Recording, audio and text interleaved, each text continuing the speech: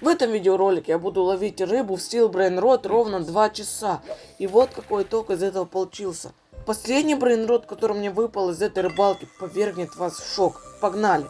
Первый у нас по списку это 3 Петропи, потом 5 3 Петропи, Оркалита Аркала, Тралалита Тралала, Оркалита Аркала, 3 Петропи, еще одна 3 Петропи, что-то не повезло.